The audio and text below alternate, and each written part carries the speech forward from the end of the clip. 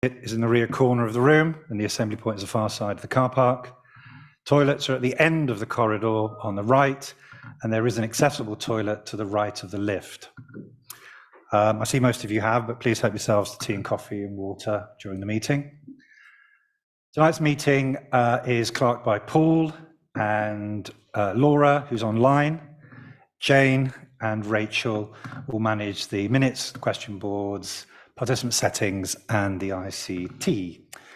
The meeting will be recorded, and we are live streaming to our YouTube channel this evening.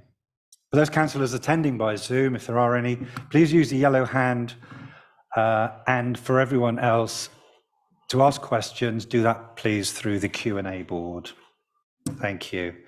First on the agenda are apologies. I think we have a couple of apologies, Paul. We have apologies from Carla and Sarah. So, to confirm those apologies proposed, Andy Jones, seconded Anita.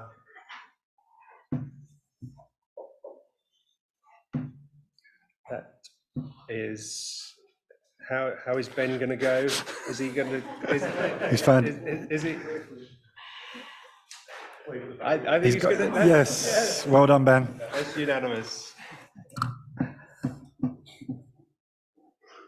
Okay, declaration of councillors' interest. Do we have any declarations this evening according to our agenda?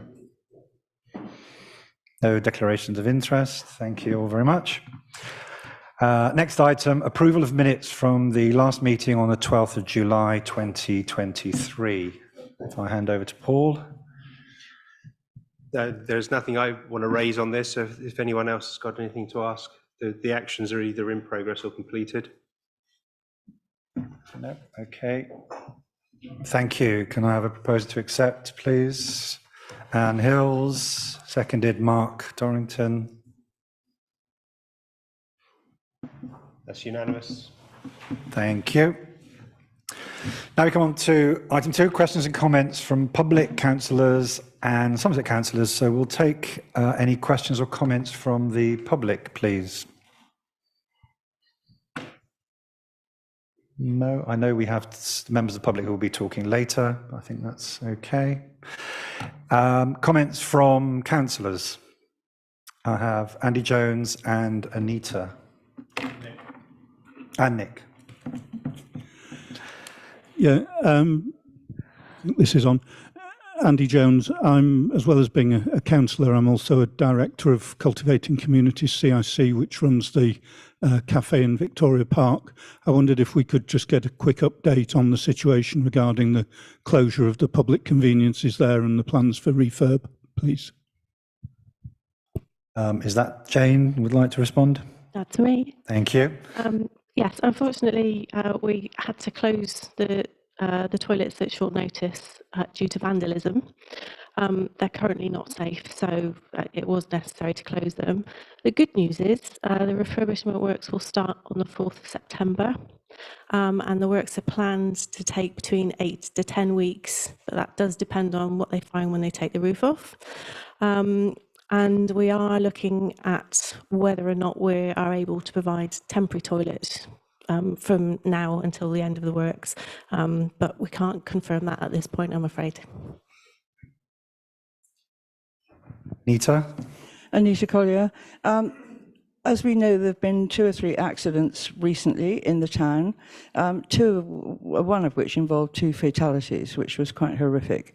I just wonder if there's any way that we could actually put some pressure on Somerset Council to think about, particularly the junction with the bypass and the turning up to Asda. I know that's not exactly where this particular crash happened, but nevertheless, it is a notorious junction for to get out of, and it's very, very dangerous. And I wonder if there's any way that we could request either traffic lights or a roundabout or something to be considered there, which would make it a little less dangerous for people. Would you like me to write to the Director of Highways to request that? Certainly. Nick, please.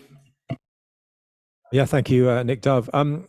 Last month, I raised an issue about rats emerging from the pavement on Palmer Street by the steps that lead up to the raised footpath. Very grateful for Frome Times to cover the story, but unfortunately they covered the story and included a photograph which, and I wouldn't blame anyone for this, but it seemed to make it look as if rats were coming out of the beautiful wrought iron gate in the high pavement restaurant, which is clearly not where they were coming from. So I spoke to Rachel's team, and I think Becky said she would get on to Frome Times and ask them to correct it. But it's an important thing, one of our fantastic local businesses, high pavement, brilliant restaurant, and the idea that rats are pouring out of an iron gate in their garden is not accurate. The rats are coming out of an old sewer, which is away from the high pavement, but has a metal gate as well. Thank you. Thanks. I don't know if Rachel wants to add anything to that. Nothing to add to that. Okay, thank you.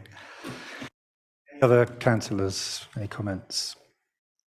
Okay, Somerset councillors, we have an update from Dawn Denton, which has been submitted, but Dawn will not be here this evening.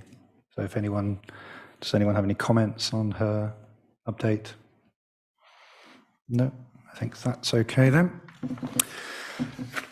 Okay, so item number 3 on the agenda, an update on the Unitary Work Programme. And Max, please, is presenting. Thank you. Bear with me while I just do this.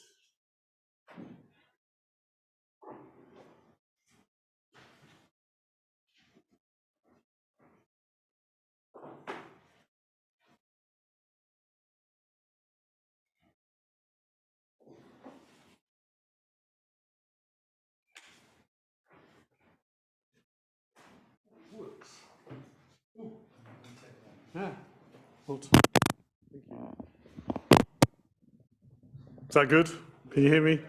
Wonderful. So I want to update you on 2 things which are kind of related to each other. So people in this room, other people online will probably know that there is a new local government game in town, that 5 district councils have been abolished, and we now are, of course, working with the new Somerset Council, the new Unitary Council. And this was an important part of our strategy some time ago. So we really all I want to do today really is to update you on what I think is happening on 2 areas, really. So one is a deal, if you like, or an agreement that we might make with the new Unitary Council for a number of assets that we might try and devolve from Somerset's control to our own control. So we've been trying to work around that to kind of create a deal with them, and so I want to update you on that. And then the second thing I want to update you on is this thing called the Local Community Network, which is a gathering of all of the parishes that surround Frome, the 18 parishes that surround Frome, under a new set of rules that the County Council have developed. And the whole idea is that network is a grouping of all of those people, and that we will hope to therefore work together to achieve a number of different things. So I'm going to go through all of that with you. Back in the day, we were very bold. We were kind of saying that we really wanted, having for some years, I suppose, worked in sometimes not the most cooperative or partnership type arrangements with the former Mendip District Council, and we wanted to really reset that. We wanted to kind of create a more positive relationship so that we might achieve better things into the future. So we talked about doing all of this, resetting that relationship so that it became more productive, and that we would try and create a kind of deal that would give us a win-win. That's something that we would benefit from, something that the council would benefit, Somerset Council would benefit from, something that the public would benefit from. So that was the idea back in the day. Lots of things have happened since then. I just want to say a couple of things about the kind of context that I think that we are working in. First of all, this always happens. So this process that we're going through always happens when new unitary councils are created. What unitary councils do is they bring everything together. So they create a lot of centralisation. So there's a real danger, therefore, that Frome kind of gets forgotten. All of the kind of hinterlands of Somerset get forgotten. Everything gets focused in Taunton. People in County Hall are kind of hunkered down there, trying to deal with major crises. Don't really see out to the kind of the expanse of the rest of the council. And so, what most places do then is they try and create a kind of devolution scheme. So, in other words, there is some centralisation, but they also try and devolve things out. It is generally the case that it doesn't work particularly well. There are very few examples where I think you could look at it and kind of say, yeah, actually some power has shifted quite substantially. Probably the most notable example is Cornwall at the moment, there's a huge deal just been done at St Ives, which is worth many millions of pounds, where lots and lots of things are being devolved to the council there. Falmouth is another example. So they kind of seem to have got their act together in some ways. And I think this is something that probably Somerset could potentially learn from. The business case that created the Unitary Council said that they would devolve assets and powers to parishes where appropriate. No one knows what that means. It's the kind of management speak that people kind of get rather despairing around, because I'm not kind of quite sure what appropriate actually means. And so I want to kind of go into what I think appropriate means in this context. The backdrop to this, though, and what will affect what happens or not, and the way in which it happens, is the fact that the new council is facing very, very significant financial challenges. What we know is that last year they had a £38 million overspend. We also knew that they were staring at somewhere between a £40 and £60 million deficit in this year. So at some point, they will have to right that. At some point, they will have to do things, which almost certainly means cutting back in certain areas. And this kind of sets the context for everything that we do. So rather than just having nice cooperative deals with the new council, it is likely that they will come looking for very significant savings. And some of the areas that they might cut might be some of the things that are very dear to us, so leisure provision, cultural services, all of those kinds of things. Anything which is not adult and children's social care, I strongly suspect will be in their crosshairs, partly because that's where most of their money goes. We kind of knew this, so I have a whole long history with this, and there is a set of figures that were produced a long time ago that kind of suggested everything would be rosy under the new arrangements, and I never thought that they would be, and I think that's playing out. So we should hear very soon, I think, what they intend to do around all of that. I strongly suspect there are debates going on at the moment that we don't know about. But I think right now, from someone who's got 35 years experience in local government, the silence is deafening at the moment. There are all sorts of things that I think we will see emerge fairly soon, which I think will be pretty scary. So why do I say that? It talks to another slightly wider thing that I just want to touch on, and you'll see the relevance of this in a second. What's kind of gone on across the whole local government world really is, for a long time, everyone thought that you would save money by making things bigger. So you make councils bigger, you make private sector deals bigger. If it doesn't save you enough money for over 10 years, then put it over 15 years. All of this kind of stuff. There's a kind of massive rush towards everything is bigger. Same with the National Health Service. It's like, let's create these huge medical centres, let's create these huge geographies, all of that. And I think all of that is starting to unravel. And what we begin to see now is actually, it might save you a bit of money, but it actually doesn't save you enough money to be able to solve the real difficulty that you face. Because the real difficulty is to do with demand. It's not to do with the cost of supply. And so what I think we are seeing then, which is really exciting, and I think this is why we do need to pursue a deal with the county, we are seeing the emergence of a new kind of era for localism, really. I'll give you an example. It used to be the case that if you wanted to do economic development in places, and I think the old Mendip economic development plan used to say this, you just want to attract a major employer to the area. I don't think we do. And I think if you look at what Frome is really good at, Frome has created a degree of resilience by having a whole load of creative, independent organisations, businesses within the area. People that have combined really well online and premises, clicks and mortar as they call it, and they've begun to do that really well. And so I think you've seen Frome, notwithstanding the loss of the banks, which is but that's another case in point in the sense that kind of big organisations come and then they go again. So what we need to establish therefore is something which is much more localist and much more sustainable and can be sustained over time. And it's the same with health services. You know, a lot of the work that's been done in Frome has really been about the prevention of ill health, the prevention of isolation, the prevention of loneliness, the prevention of all of these things. It's only work you can do at a very local level. And of course, it has huge benefits then for the NHS, and they're counting that and recognizing that. But my point is here that there is an emerging a lot of thinking, which is about what can we do locally, because some of the stuff that's going on nationally won't save us from the situation that we face. And most of those big agencies know that now, and are beginning to respond to that. So I say that for all sorts of reasons, which I'll come to in a second.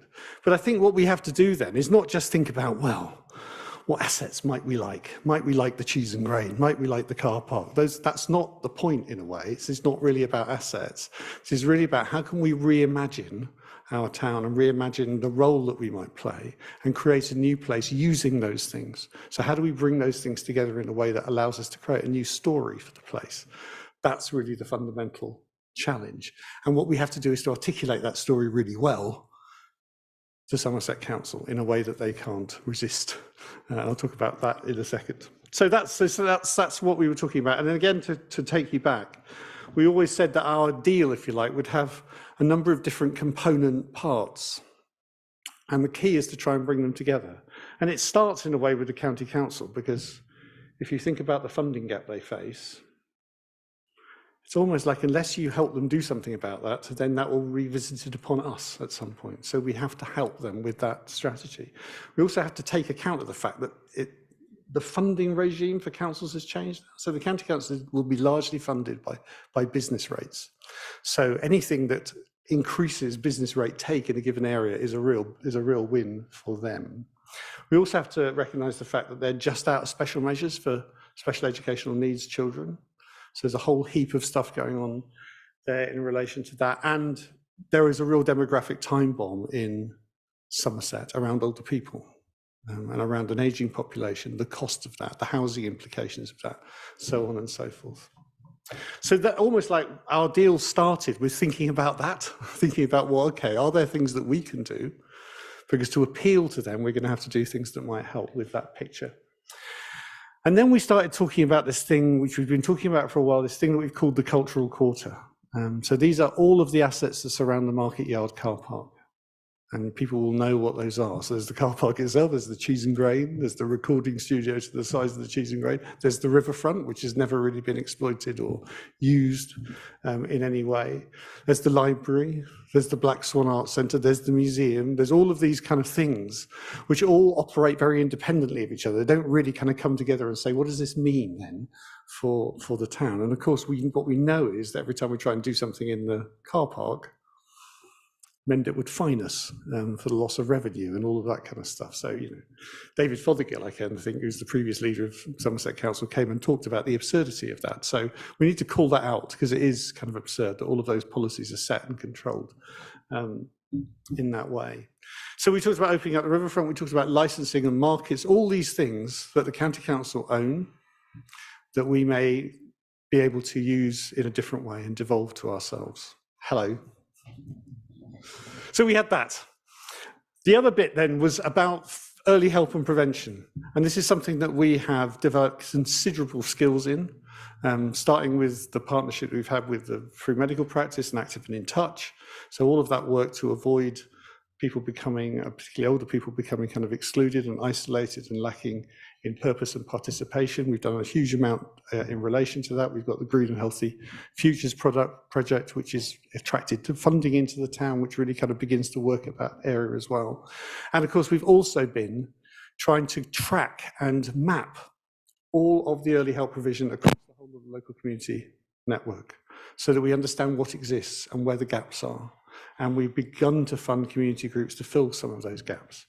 So it's a really exciting, so these two things, bringing those two things together then, could have really exciting benefits for the town. This is the way that we thought about it some time ago.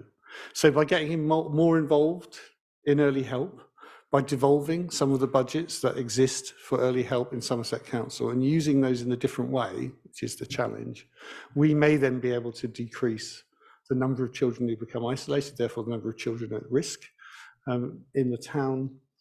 And that then has a benefit on, or a knock-on effect on high-cost services, and also does something in relation to Somerset's Ofsted issues. So it benefits us, it benefits children in the town, and it also benefits the council. So it's a win-win-win, if you like, and that's, I think, what we're trying to create. And equally, if we can get the cultural quarter up and running and doing really good things within it, then what we hope is that that attracts more people into the town, it attracts more business into the town, it attracts creative industries into the town, which is one of our strengths, therefore increasing footfall in the town, therefore making the town more sustainable and prosperous. Okay? And again, that increases business rate take. So again, it's a win for us, it's a win for the council, it's a win for the people of Frome. So this was always the way that we thought we would do it. And from that then, try and create Frome as a real centre of creativity and creative industries, and have an impact on our economy as a result of all of that. That was the original idea. And I still think it's the right idea. I still think there are things we can probably add to that idea, but that's what we wanted to do.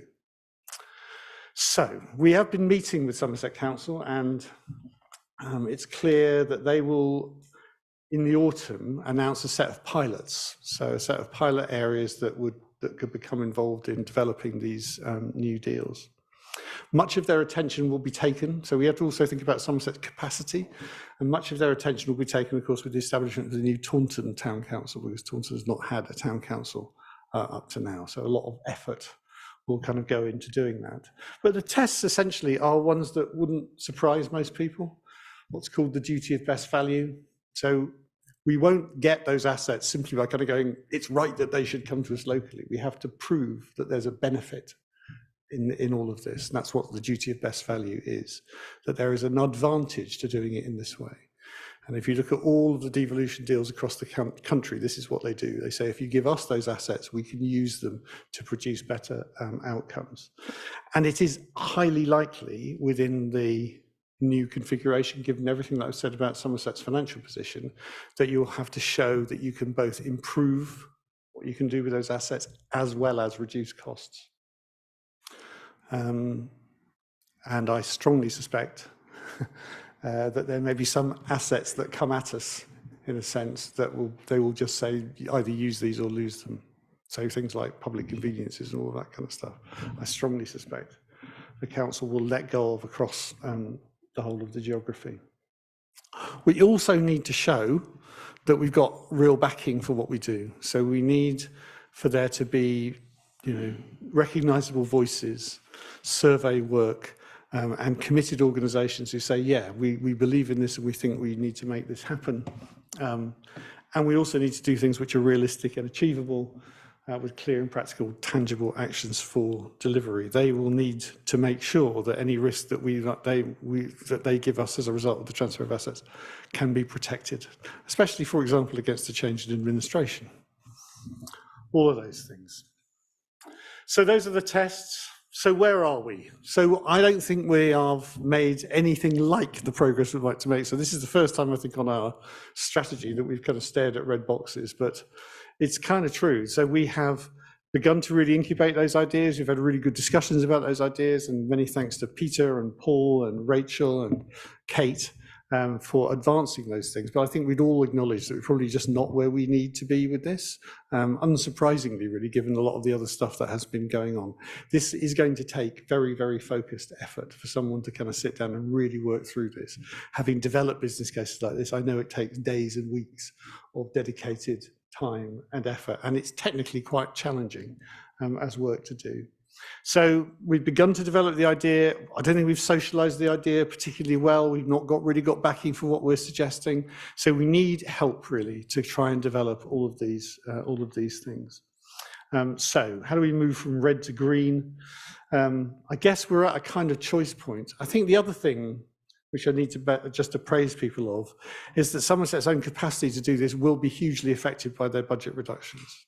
So the amount of money that they were going to put into local community networks and supporting local initiatives may well itself come under the cosh of cuts itself. So I think there's a choice point for us, really. So do we wait for Somerset? Do we kind of go, well, let's see what they can do, see what they fancy doing?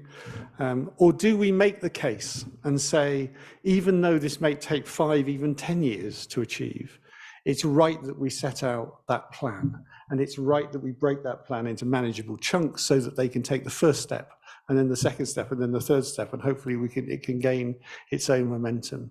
And what the report says today is that's what I think we should do, because otherwise we will just lose a massive opportunity to do any of these things. And Somerset Council will then join the long list of unit rising councils who didn't do anything other than make the organisation bigger, didn't devolve anything to anybody, didn't try anything innovative, didn't try anything new.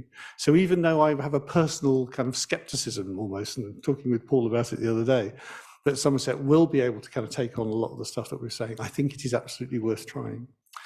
And so, we've not spent anything like the money that we intended to spend on this. So what the proposal talks about, therefore, is commissioning somebody who has got real experience in this area to do this work, to spend the days and the weeks developing something that we can all get behind. So that's where I think we are. Do we wait and see, or do we help it to happen? And I think we need to help it to happen, and that's what the report says. So that's the first bit. I'm very interested in people's views on all of that. I wanted to report something slightly more positive in relation to the development of local community networks. Okay. So they exist. It looked for a long, long time like we were going to get 10 of them. And we campaigned very hard to say that would over-centralise the place. It would have put us in a network with places like Radstock and all of that, places with who have very separate identities and very separate needs to us. So we really impressed upon the people planning this at the county that you needed to be able to have a recognisable geography that people felt they could relate to, where people are kind of in and out of each other's spaces all the time, so they can talk with some commonality about things.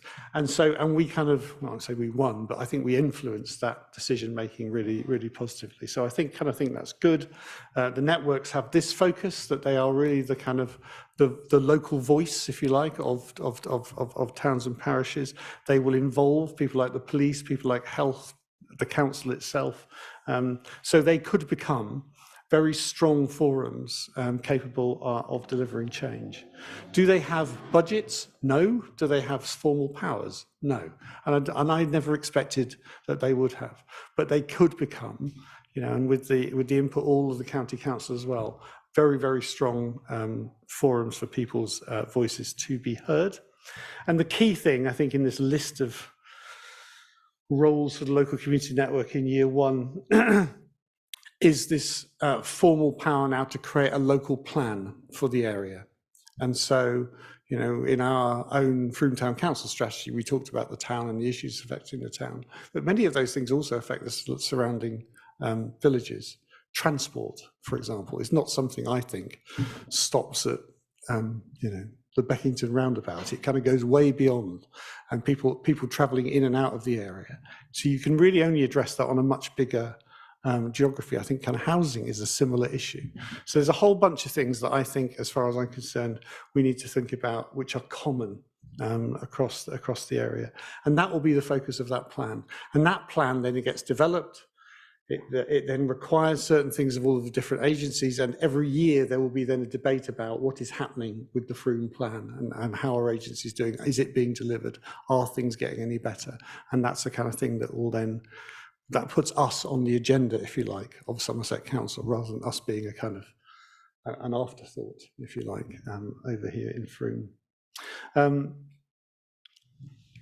This is what it looks like, he said.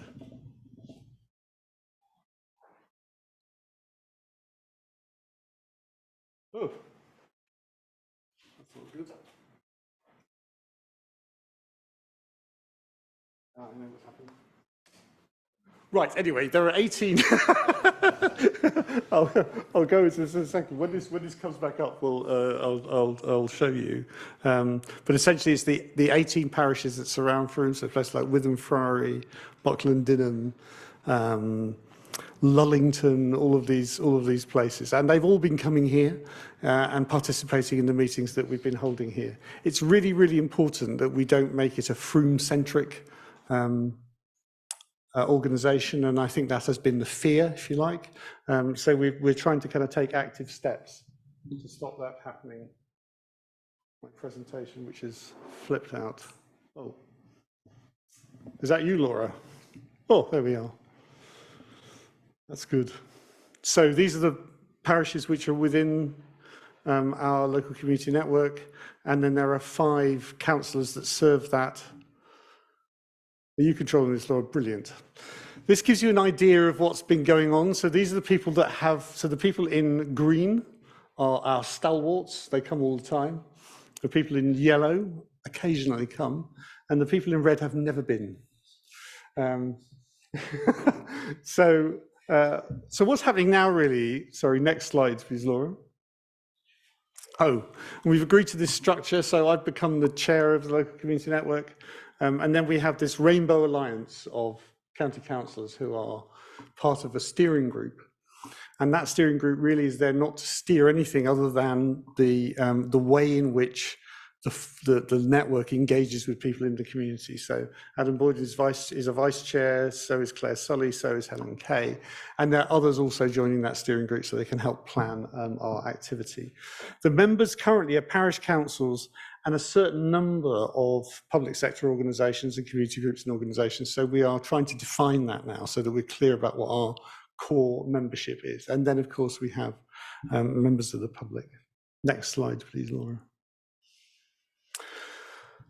Taking that map, the red ones are kind of concerned about. And if we sit here in the council chamber in Frome wondering why they're not coming, it's not really going to work. It's not going to be an inclusive body.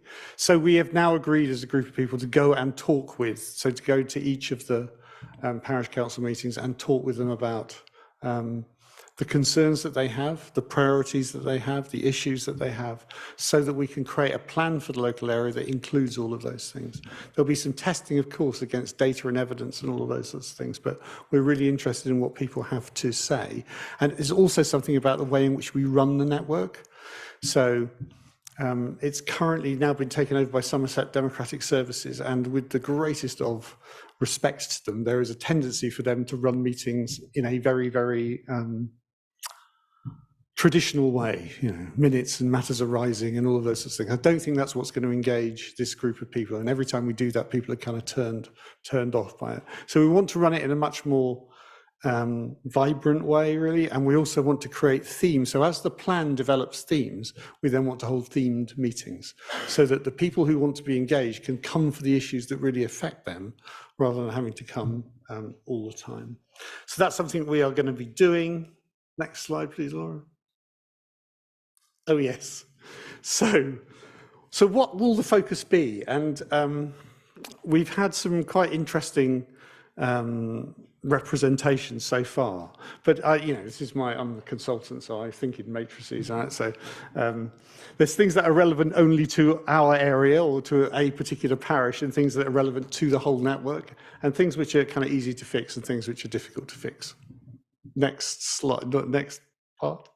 So one of the first things that we've identified are what I've called dragons. So this is just a kind of light-hearted way of thinking about what the priorities might be. And so I've called these things dragons. Why are they dragons? Well, because dragons only lurk in caves, don't they? They're only kind of in particular places. So there are some really big issues, big thorny issues that are difficult to deal with, but only really affect particular places. So it was very interesting at the first meeting, the first representation we had from the public was from the people for Packsaddle, who came along and talked about the fact that they wanted LCN backing for their position and all of those sorts of things. And I have almost, it's not really my issue. I'm not hugely focused, therefore, on the rights and wrongs of what's going on at Packsaddle. The point is, it's a big issue, but it affects only one area. So I call it a dragon. Not everyone is going to be interested in that. So I don't think it's an issue, therefore, for the local community network. The local community network has to deal with the much bigger things. Next. So these are things I call newts. So they're kind of all over the place, right? They affect everybody, but actually kind of quite difficult to pick up. Sorry, quite easy to pick up. So I apologise if I'm offending any newt lovers in the audience, but I suppose what I mean is, so the sports area has been really interesting for us. So Somerset devolved some funding to us in the early days, and we created a sports development person who's now going around talking about, and we've got money to give out to local towns and villages that would help develop sports provision. So it's not a hugely difficult thing to deal with, and it affects everybody. So that's something that we would look at, and I've already begun to look at in relation to a subgroup. Next one. Elephants then. So these are big, they roam around, they affect absolutely everybody. So whereas People for Packsaddle is a dragon for me, the whole issue, the broader issue of how you deal with growth across the area and how we deal with some of those, you know, both the housing needs, but also how you integrate huge propositions like Selwood Garden Village. That is a conversation I think the LCN should have.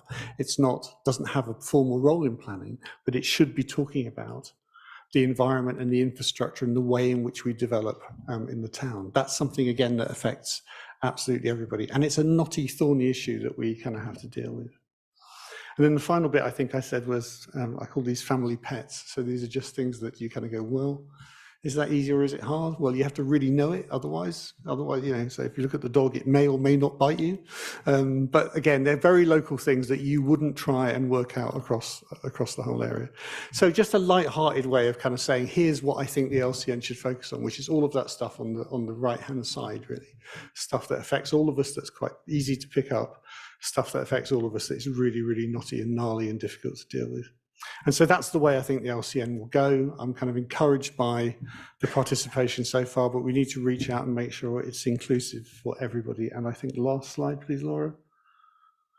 So I think our progress on this is much better. I think we've worked really hard, I think, to be inclusive and to develop something which does feel like it's got some real potential for the future to help make this new unitary council something that really does devolve power locally, that does focus locally, that doesn't lose its intelligence and its understanding of what's going on in our towns and villages. So I'm going to stop there. Thank you, Max. That's a lot of work. Those are the recommendations. Recommendations. Yeah, that's a lot of work and a lot of thought and lots of points to consider. Would you like to take questions separately regarding unitary and LCN? Or yes. Yes. So if we go unitary first, please, if there are questions on that part. Fiona, Nick. Hold on. So we're doing the LCN bit separately. Okay. I think if it seems to cross, because I think it does cross over. There is a sort of a Venn diagram bit in the middle. So yeah. Okay. I'll save. There's a very specific point I was going to make about the LCNs. I will save that, but the other two are probably a bit more maybe crossover. So I've got two points about two different things. If I can say, yeah, both of them. So the first question really is about engagement and where we're at on that. I seem to remember in the sort of the block, and I haven't double checked it, you know, the sort of the getting active back, I think you mentioned it, getting sort of local backing is really important to this. I'm slightly concerned that it feels a little bit cart before the horse in terms of, you know, we've sort of come up with this, you know, idea and the suggestion, then we're trying to get backing for it. And I think generally, you know, ideas that have the most backing are the ones that kind of come from the community first. So I'm slightly nervous about that fact. And I'm also just sort of curious about how the engagement bit of it fits in and how we go about, you know, engaging with the town as a whole on this. This is a really important topic, especially when, you know, and I know there's conversations going on about other sort of bits of engagement that we've sort of spoken about and, you know, potential neighbourhood plan and strategy and all this other stuff, how it all fits in with that and the LCN. And yeah, and I am nervous about feeling like a lot of work has already gone into it before we've really sort of opened up the conversation and invited thoughts in. And so it's sort of generally around engagement and what the plan is. And yeah, that's the first question. So I've not, so I see the point. But I think very often people will, what would the phrase be? People kind of want what they know rather than know what they want, really. And I think so sometimes, particularly in relation to something like this, there is something about putting an idea in front of people. I don't think it's an idea that we would necessarily be wedded to and we'd want people to be able to influence, but I'm not quite sure if you were to kind of say, what assets should we devolve from the county council, that people would necessarily be able to answer that question in any kind of coherent way. And so I think to come to them with an idea which is not fully formed, or even indeed options around it, and I kind of think that's part of what we might actually give the kind of the person that we, or the people that we appoint to do this, is to kind of create a series of options for the community, and then go and test those options, and then go and see what we think. But I personally wouldn't start with a blank sheet of paper. I don't disagree with that. I like options, and I think that does work really well, and I think it's sort of something concrete, and I think there is an element of expertise here around what, you know, ask them what we want, we'll get that, and I do get that, but I do also think it's one that it never feels fully formed, and that there is still room for it to be open and influenced. I absolutely guarantee that that's okay. Then the second question is around money, and it's actually similar to what I asked last time, because you said in the report, which I completely understand, is that progress hasn't been as you haven't made as much progress as you initially intended, in main due to key staff members leaving or being substantially occupied with other more urgent tasks. Obviously, in the work programme and budget, we allocated a certain amount of staff time to this, and that would have come with, you know, funds allocated. So, you know, before pulling from the R&D budget, personally, I would like to know what's how much is left in that. If I'm presuming one of those people is Kate, she's left, there must be her salary. As far as I'm aware, we haven't replaced her. If, you know, other staff members are spending more time on other projects, then surely that there should be money there. So before we sort of reach into that, you know, that pot, I would like to know where we're at in terms of the original budget. And I think that's, to me, feels like quite key information before voting on to allocate any more budget. And it was a similar question that I asked last month as well. No, and I totally get it. And I kind of think actually in some of the oversight work we're doing, we should be doing that, kind of tracking. So how much of that have we spent thus far? So as you rightly say, Kate's left.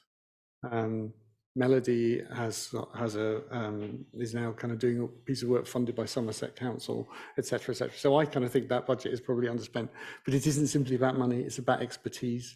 And I kind of think what we're up against at the moment is this is really difficult work, and we need someone who really. I'm not against that. I think hiring someone in is fantastic. I'm against voting to pull money from an R&D budget when we don't know how much is in deficit in the original budget tonight. That's what I'm. But, you know, can I ask Paul to that question? So I'm going to ask Paul to respond. Yeah, we. I think it says in the report that we didn't allocate a revenue budget for unitary work. We allocated time, and the big chunk of time, particularly on the kind of the unitary deal side of it, was allocated to Peter. And we had to shift resources from Peter's unitary work to work on the football club. And that took much more time than 15, 16 months ago than we thought. So there isn't sort of a spare load of Peter hanging around in the back of the cupboard somewhere, if only. What a sight, what a thought. So that's why there were lots of red boxes, because we haven't had the allocation of staff to deal with it, and we didn't have spending money specifically allocated to unitary. Saying that, we were focusing really hard on developing the LCN and the pilot work there, as Max described really well. And that has borne fruit, because most of those areas are green, and we've delivered already what we wanted to do. We're now at the next stage. Once the LCNs are formalised, we've gone from pilot to the formal stage, and there's Somerset County funding some of that work, Somerset Connect, and what we are looking at, and Kate wasn't really involved in any of that. I mean, it was Melody that done a lot of the early intervention work. Kate did do some work on supporting the administration, but that was Laura mainly did that. So there isn't a wodge of cash sitting around unspent, and that's why we're proposing to use some of the money for R&D and special projects. Sorry, if I might, but I kind of think that Fiona's point is there not an underspend in the allocated staff budget that we might also use? Is that right? Yeah. And also, and I fully understand shifting resources to the football club. I'm not in any way, but I think that sort of honesty around where Peter's time in this case, and I don't mean to, pick on you, but I think on any of the staff who are across different projects, when we get these updates, I think first of all, I think when we get these updates, it'd be quite helpful to have some very rough financial update alongside it, especially when it comes with a, can you vote to spend more money? Personally, and just my opinion is I would really appreciate that.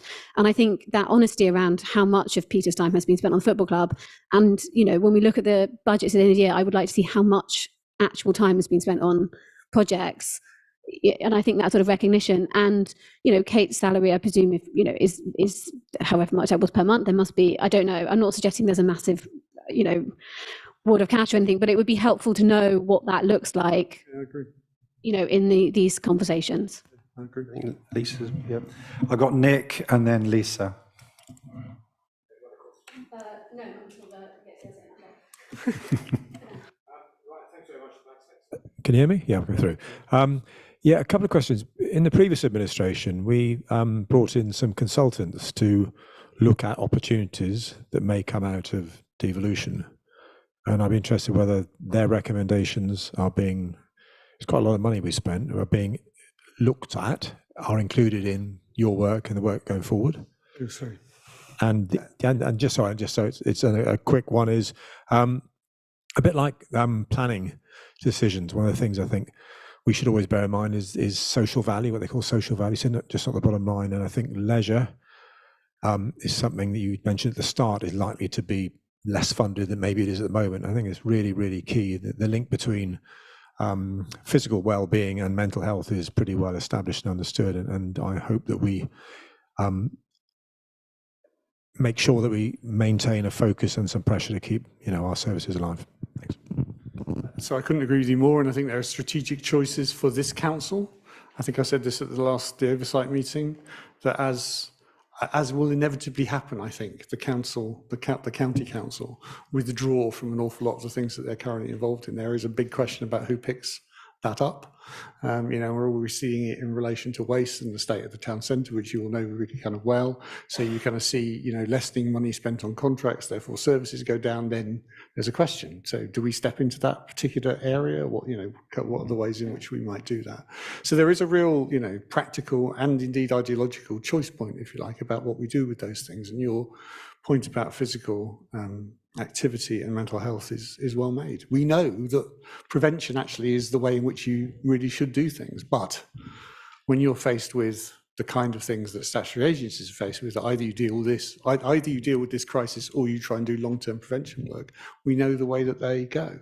And so partly putting together a deal, if you like, where we can leverage in additional funds, where we can use parish presets, where we can kind of try and pool the resources of parishes and indeed create, organisations that help in relation to all of these things, that create their own funding streams, is part of the way forward in relation to that, I think. So absolutely. But the reality is that all of that preventative activity will go away, I think, and we are then faced with a choice about what we do about it. I think we've got Lisa next and then Mel. Thank you. I think that there's the potential for this to have some real opportunity, and to get some clarity on what the real issues are, so that we can make a really considered investment, and a really responsive pitch to Somerset to support the work that is so important to our residents. We know. And I certainly know in conversations beyond just Frome that the services, essential services, whatever we think we're struggling with at the minute, we will continue to struggle with, and the provision won't be where it is. So I would welcome an opportunity to do some more research and development in that area to really be clear on what those issues are, and if there are opportunities to devolve anything, just ensuring that it has that it can be impactful across a large part of the population rather than just centralized within a specific bit. So I think an opportunity to do more of that work and understand really clearly what the town needs, I think there's a want and a need, and we will be in a position where we won't be able to get some of the things that we need. And I think that it's worth exploring what the opportunities are in order to best support our residents. Yeah, no, so I agree. So just to add, so I mean, that's, sometimes the works of things like citizens' assemblies are useful in the sense that they work from a body of information. They're not simply people's opinions. They're kind of presented with evidence. And then the kind of question is now, what do you think, having seen that stuff? So I suppose that's partly what was kind of in my own mind when I was having that conversation with Fiona. There's something about, it isn't just what you like. There's something about being really, really clear that here's what the facts and figures tell us, as well as people's opinions, as well as people's experiences. And that's what kind of creates your priorities. Do you want to come back, Lisa? Yeah, if I could just quickly come back on that, and I think that's what I was trying to capture, that there is data that exists that we can work with, but that doesn't tell the whole picture. So an opportunity to really get granular and understand those issues better, and really look at what is actually happening rather than what we think is happening. And if you look at the economic plan for the economic manifesto for Saxon Vale, for example, is really granular about where the issues are in Frome and where we need to be focusing our attention, all of that. So we need to do more of that work so that we can understand where our targeted interventions need to be. Thank you. I'm going to go to Mel now, please. Okay. This is not a procedural question. I just think we should thank Max for the presentation. I don't think there's probably another town council or parish council in the country, never mind in Somerset, that would be able to have somebody who could present in that level of detail and with that much confidence. So thank you. I've always no, that was me, wasn't it? Max knows that I've always been a bit of a skeptic about how this is going to finally pan out, and you've fleshed out a little bit more information in terms of the financial situation really holding everybody back. But I do think we need to get ahead of the game because we can make some running, if I mix metaphors there, and who knows what we might be able to influence. And so I think it's worth it taking the third recommendation about the £20,000. It's not a great deal of money, and it would serve us well if we just got several of those potential projects off the ground over the next few years. And we need to be aware that somewhere like Chippenham, it took them a decade to get their deal with Wiltshire, but they kept going, and it's probably worthwhile. So, thank you. Yeah, no, so thank you. I just wanted to reassure Nick that the work was done previously by consultants has not been lost. I mean, so, because in a sense, what they did was to identify what the assets were. What we have to do, and talked a bit about their condition, what we have to do now is to kind of figure out how do we combine them in such a way that they can really make something happen. So those assets around the market yard are kind of interesting to me, but I'm still not clear in my own mind, in a sense, how you kind of create a unified thing kind of out of all of that, which is attractive to people. But I think there's raw material there. I just think we have to kind of build on it, and ditto the early help stuff. I think we have done more than most councils in the land in relation to that, and have attracted kind of national acclaim for doing so. We need to build on that, and also try and identify what are the additional sources of funding for that, because this does pay back. The problem for counties is that they've kind of lost the ability and the capacity to invest in these things, and they're the things that they slash. First of all, in order to preserve crisis services. So that then does fall upon us, to think about this in a different way. And there are sources of financing available that might actually be able to do all of this kind of work. So we need to think about that. Thanks, Max. I think you've got one more comeback from Lisa. She's having a third go. Just in terms of that recommended 20,000, my understanding is that would be a ring-fenced amount of money from which we would get quotes from consultants or have quoted pieces of work that would come from that fund rather than just a slush fund. Very much so, yeah, and there'd be a slush fund, right? Okay, no, so we would write a specification, be really clear about the product that we want, and part of it would be about engagement. I think for me, may not necessarily doing all of the engagement. We're talking about what that engagement might look like. And I agree, I think there is an underspend in the revenue area, and I think we might need to think about using that as well. This is not easy work to do. And it's not common for parish councils to do it. But I think we have the capacity to be able to do that right now. Thank you very much, Max. One more point? Are we on LCNs yet? I think so.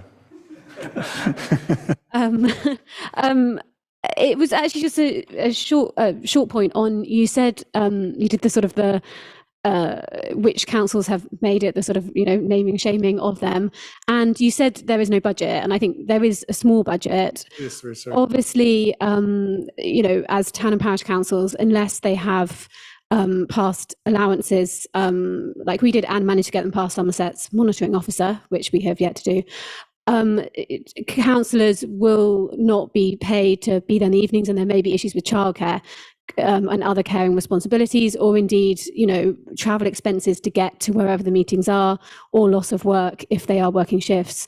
Can some of that money be spent or offered to anyone who would be unpaid in the room to come? Because otherwise we're just sort of, expecting everyone to come for free, and we all know that that isn't inclusive. So first of all, the shaming is ours, actually, for not really reaching out well enough and not appearing to be relevant and all of those sorts of things. So that's why I'm suggesting that we have to go out to those people and have that conversation with them. And I think part of that conversation is about what would help people to come. Yeah. Whether we can, through the auspices of Somerset Democratic Services, then channel money into people in that way is a question we can ask, but the point is well made. If you can ask the question, I think I would appreciate that. Yeah, absolutely, will do. Last one, Lisa. I'm so sorry. I have no intention of making it Lisa show. I think just coming back on what you were saying, Fiona, I think it would be interesting or prudent to look at how money from Frome Town Council is spent, and whether that ought to be spent bringing in some of the other parishes and councillors. Okay. Yeah. Okay. Yeah. Good. We're magnanimous, but not that magnanimous. And the next meeting is in Buckland-Dinham. So that's the other bit, is that we're also going to try and take the LCN on the road so that it goes to the different places rather than is always here, because this has been the place that people have sometimes not come to. So. Okay, thank you very much, Max. Much appreciated. And as Mel proposed, a big vote of thanks for a lot of work that's gone into that, and very thorough. So thank you. So I think we need the recommendations on the screen, please, Laura.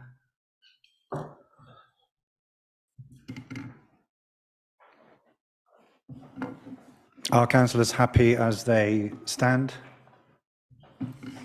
Okay. Do we have proposed? We have Nick Dove proposing, Andy Jones seconding. All in favour?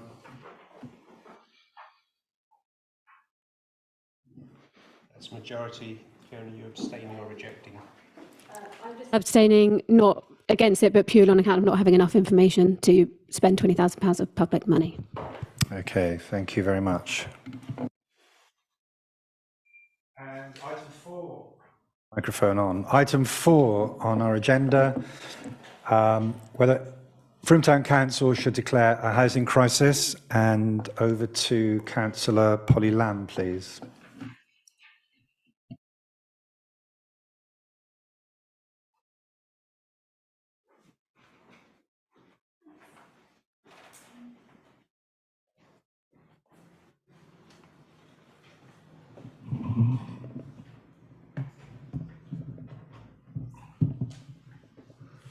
Hello, I'm Polly Lamb, and I'm councillor. Anyone in the room who doesn't know? Can you hear that? Councillor for Park Ward, and I'm also on the planning committee. And a few of us have been talking for some time about the possibility or the merits of declaring a housing crisis as Frome Town Council, and so this is a proposal for that.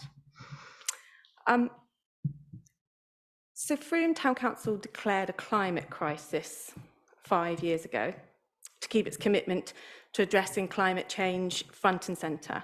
So with the help of the Climate and Ecological Emergency Group in the Council, climate-friendly policies are woven all throughout the current work of the Council. We have a housing crisis in the UK. Years of underfunding and mismanagement by central government have led the UK and many other countries to this sort of crisis. So it seems like a mountain to climb to turn the problem around, but local tiers of government stand at the foothills, and we need to represent our local population by pressing for change.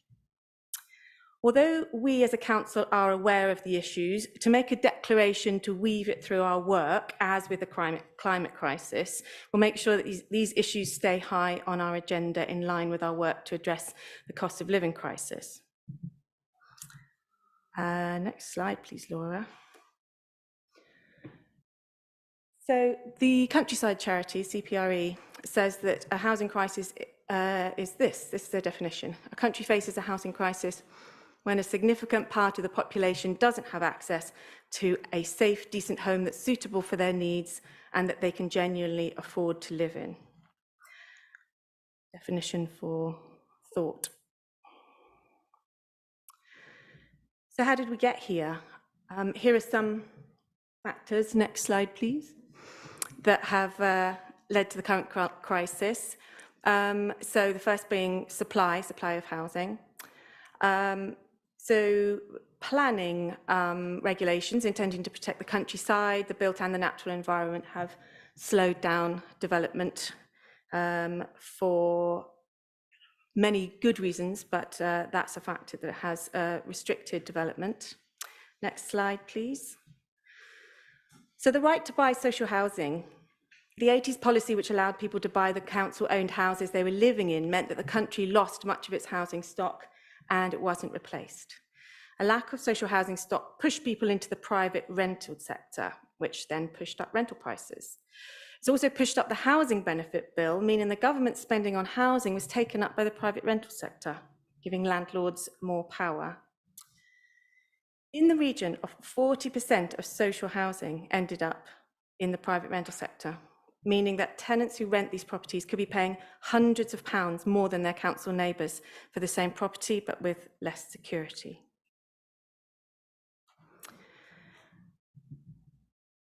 Next slide, please.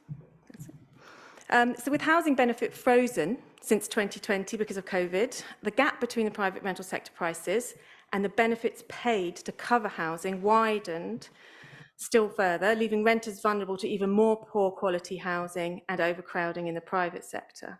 Many landlords will not let to housing benefit claimants despite a ruling banning them from this type of discrimination. Regulations to try and control the private sector and keep tenants safe are unpopular with many landlords, and they cite these as reasons to pull out of the market, making rental properties even more scarce and driving prices further up. Many landlords are selling their properties if they deem it too expensive to meet the energy performance standard in time for 2025-28. Funding for social housing is not kept pace with the cost of running the organisations, leading to poor quality social homes that are not well maintained. Further to that, social housing developers are forced to fund new builds by building market homes, which are crowding out new social rent homes. We've had an example just come in front of the planning committee last month. Next slide, thank you. Affordability. House prices have quadrupled in the last 40 years. Interest rates have stayed low, and it's been easier to borrow money because banks have offered better access to credit. But this good access to credit has led to a big increase in house buying. So house prices have risen, and people saw it as a good investment. And stamp duty holiday for first-time buyers has exacerbated that house price rise. Next slide, please. Many young people couldn't afford the deposit, as the percentage of the house price required became a much larger amount. Even if their wages could cover the mortgage, couldn't afford a deposit. Now interest rates have risen over the last 2 years, mortgages have become unaffordable for many young people, and the high rents that they're having to pay make it tough to save for a deposit, so they stay locked out of the market. Many adult children are living with their parents because of this. There simply aren't enough 1 and 2 bedroom properties being built to keep pace with changes to our socio-economic patterns, like marrying and having children later. Leaving decisions on what's built up to the market leaves young people out in the cold. Next slide. So that's the result. Next slide. So what needs to happen nationally? Well, the Local Government Association says that in order to tackle the national housing shortage, councils need to be empowered to build more affordable, good quality homes at scale and fast where these are locally needed. A generational step change in council house building is required to boost housing supply, help families struggling to meet housing costs, and tackle housing waiting lists. Message is clear. What can we do at a town council level? We're not a housing authority, but we do need more social housing, and we definitely need more social housing in Frome. So let's talk about some of the possibilities that we can consider if we declare a housing crisis. As a local authority, we could, in theory, with the right funding, become a housing provider on a small scale, and it would be up to the council to explore the viability of this. So that's a real power option there to start off with as a consideration. Because housing association tenants still have the right to acquire, the right to shared ownership, and keep an eye out for the Conservatives rolling out the voluntary right to buy housing association properties following their pilot in the Midlands. Social housing in the hands of the current government is still at risk of being chipped away rather than expanded. We could do more to support Frome Area Community Land Trust in its quest for building affordable homes. For anybody who doesn't know, I have been a director of Frome Area Community Land Trust and have seen the good work that they do, but know that they do need more support. We can do this by helping increase the trust's membership, helping land call-outs, raising their profile. Only a community land trust can build a rural exception site outside the boundary. And where a community land trust owns the freehold, there is an exemption from all of the rights to ownership that I just listed. Keeping the homes affordable in perpetuity by doing more to support the CLT, we keep some control over the local picture and those properties don't go onto the open market.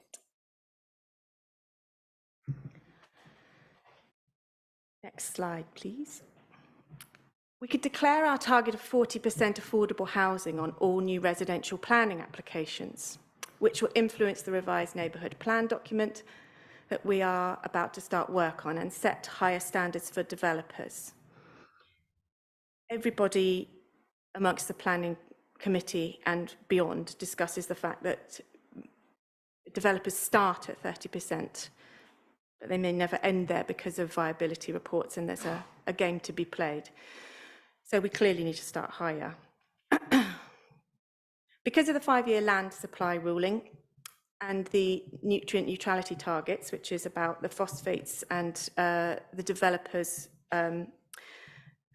need to mitigate those phosphate levels, these affect protected sites in Somerset. So Frome is under pressure to accept more housing for the region to build targets.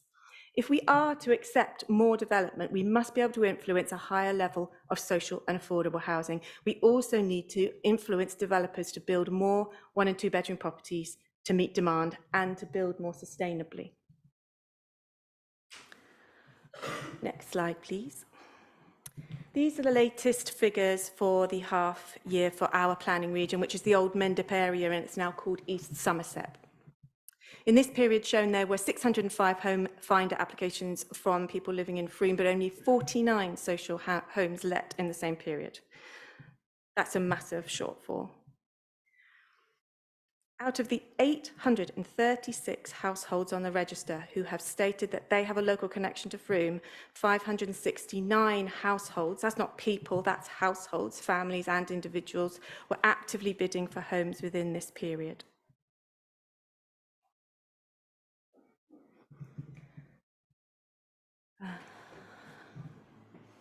Is that the one I'm on? The next one, please. So it's not entirely clear exactly why most of the properties in the Old Mendip, New Frome East, Somerset East area go to people in Frome. But it could be that we have a higher level of stock. We have asked this exact question from Somerset. Or it could be that there are more people who are bidding here. It just could represent a high level of need. So that's my assumption. There's a high level of social housing need based upon the fact that we have a very large waiting list. So even though many of the social houses places are filled in Frome, we still have a huge need. I'm not going to use the word demand because that implies, well, it has business implications. It's not about profit and loss. This is genuinely about need. Frome Area Community Land Trust gathered first-hand accounts of people who are in desperate need in Frome. You can hear these on their recorded housing crisis meeting, which was held here a few weeks ago. I'm still helping one of those families who live in my ward, but I have very few tools to do so. They want to know what next, what happens next, having reached the end of their tether in an overcrowded flat in dire need of repair.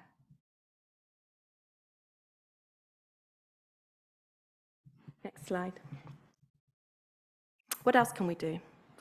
We can encourage better use of existing housing, using existing resources within the council to campaign for energy efficiency upgrades in rental stock so that landlords' properties achieve the EPC of C or above within the deadline. This could keep landlords from pulling out of the rental market, which is, according to polls by the industry, that they are planning to leave in their droves if they cannot meet the energy performance standard. But at the same time, it would lower tenants' bills and support the climate crisis and make tenants more comfortable. So that's 4 wins. Win, win, win, win.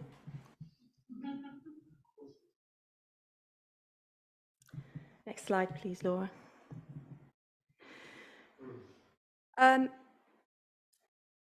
Empty second homes. It's very difficult to get figures, but it would be good if we could lobby Somerset to have more influence over second homes and holiday lets. They could review holiday lets by checking appropriate planning permission is in place, correct charges are being paid by holiday let owners, and safety regulations are in place.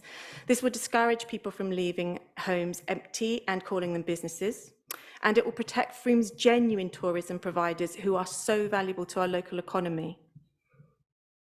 Perhaps we could also move towards planning conditions to ensure a high proportion of new homes built in Frome go to local people as first homes. I'm not talking social housing now, I'm talking about open market homes and affordable homes. We would need to do the research for that, but that's something that does happen in other areas.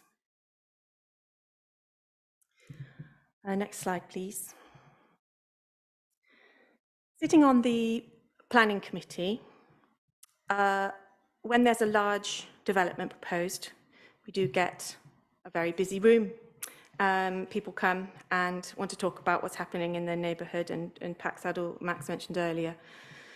We could be more proactive on this. There are really difficult issues of land development, but we could invite planning and ecology experts to talk with Frome residents about the impact of building or not building in various areas around Frome, and not just be reactive. We have to get heads together with public on this.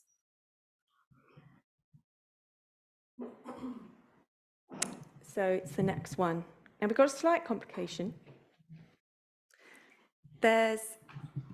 What I'd like to say is that we limit our influence as representatives of the local people if we do nothing to push this issue up the agenda. As the family in my ward asked, what next? So the recommendations are, as in the report, that Frome Town Council declares a housing crisis, and also that we develop and implement an action plan based upon the 9 points in the report above. However, we've made a slight amendment, so we need to propose an amendment and vote on an amendment because there are words in there that imply that we're going to perhaps not bring really important issues to the council, which of course we would know. But just to be more clear, could you go to the next slide, please, Laura? taking out the phrase to implement, and just develop an action plan based on the 9 points in the report above, and return to the council in October for approval alongside current actions in the work programme that could be cancelled or postponed. This is a suggestion by Paul, because obviously we are a town council and we do have limitations, and we need to go away and work on what we could do within our work programme, what fits already within our work programme, and if it has any implication on the existing resources within the council. So that's why that was a suggestion to be included there. It's a sort of a caveat to make sure that I don't think there are going to be any big issues raised without coming to a vote. Thanks, Polly. So that's the amendment that we have before us now. Are people happy to take that amendment? Can I just ask a question? I think we have to discuss the amendment first. Amendment we discuss first. Anita? Did Anita second the proposal? Question or sorry? Yes. So sorry, Lisa, there's a proposal on the table. So if there, okay. Yes. Yes, that's the amendment that you're voting on. Yeah. Okay, so proposed by Polly, seconded by Nick. The amendment. Whether the amendment should be made. Not whether you agree with the amendment. No, it's whether the amendment should be made before we discuss. Yeah. Okay. It's all about clarity. That's a majority. Mel, are you voting against or abstaining?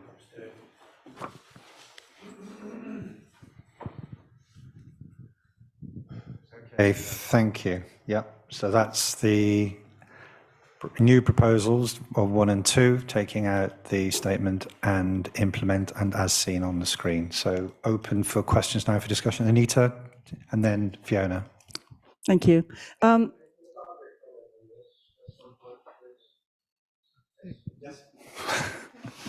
Yeah, my question is really, I don't know how practical it would be, but we know that although we are striving to get 40% of social housing from developers on the plans that they put forward, regardless of the fact that when it comes to fruition, often it's a lot lower than that. We also know that much as that might be the intention in the plans they put forward, when the land is actually passed over to the builders, often it doesn't work out that way because they find it much easier to change over to 4-bed houses or whatever. I'm just wondering if there is any scope at all for taking the stage a little bit further and actually talking to the likes of Persimmon and the big builders of this world about how they interpret those plans and what the difficulties are for them in adhering to the recommendations for the percentages of social housing. Is that something, is that really a step too far? I'm just pointing this at the planning committee, really. Is that a step too far for us to take, do you think? Or is it worth considering? To consult with developers? You mean to consult with developers as to why they find? Well, I think we're already working with developers, aren't we? It's just a case of actually trying to take it that next step forward to really involve the people who actually put those plans together. I think you're talking enforcement, aren't you, Anita, once an application has been... Ideally. Yeah, I don't know if Steve might want to come back on that. Does this work? Oh, it is working again. Yeah, I mean, in the past, we have seen developers use viability assessments to lower the amount of social housing they can provide. And unfortunately, a few years ago, we did have a raft of variations that came through after planning permission had been granted. They sort of sneakily put an application through to reduce the amount of social housing. Luckily, in the last few years, we haven't actually seen that. I think we're sort of wise to that now. So the last sort of 3 or 4 that I think have come through us that have been passed have hit the 30% mark. They were mainly on greenfield sites, which is where Wells have managed to get 40% affordable housing because all their sites are greenfield sites. So I think 40% should be an achievable target, and it's something that we do press on developers quite strongly, especially the social housing provider that's looking to develop the Pack Saddle site, which is a greenfield site, and they really should be doing a lot more than the number that they proposing at the moment. Thank you. I've got at least another 6 people to speak. If I could ask people to keep their comments fairly brief, and if there's no repetition, that would be appreciated. But I have got a list of people coming all the way. Fiona? First of all, I just want to say thank you, Polly, for bringing this to council and raising it as an issue. To me, this is a statement of fact, and it's fact that I see, maybe I'm exaggerating to say every day, but I see it all the time. And as on the planning committee, it feels like something that is really present. And and obviously as a councillor, I see it, but as a person who is renting in the private sector in Frome, and every time I get an email from my manager, I feel a little bit sick in my stomach because I think, oh my God, my rent's going to go up. And I've lived in my flat for 5 years. Lisa was in it today. It's my home in every way. And, so I think that this is, what I'm trying to say is I think that housing crisis, it's so many different levels and different aspects to it. It's not just social housing, it's a private rental, it's people with mortgages, going through the roof. There's so much to it that I think is really important. So on sort of that, you mentioned second homes and Airbnbs, and I completely understand it's really hard to get information, but I think what would be really helpful as part of the next step is getting that really Frome specific information about the housing crisis in Frome as much as possible, and the data, because to me it's a statement of fact that it exists, but it's where the nuances, I think, and I think then it would be really good to be able to really target our action. As you say, we're a town council, we have limited resources.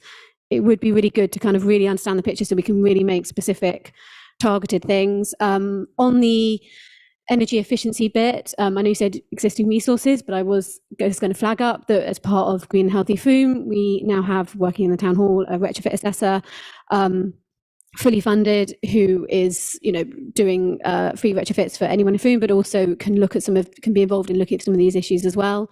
So I think it's definitely in terms of the climate thing. And the final thing I just want to say in terms of I loved all the bit at the beginning about why we got here. I think there is a bit that's missing around demand as well. You spoke a lot about supply, and I'm trying to dredge up from back of my memory a podcast. I think it was an episode of Reasons to be Cheerful that looked at housing and looked at the housing crisis. And one of the things I remember hearing was that there is actually enough houses in the UK for everyone, but a lot of them are in places where people don't want to live and where there's no work and where there's no employment, and it's not a nice place to live, sort of northern coastal towns, and not to be derogatory to them, but I'm sure other places people don't want to live also exist. So I just thought that was looking at that demand bit. Obviously Frome is very high in demand, and that's kind of feeding into it.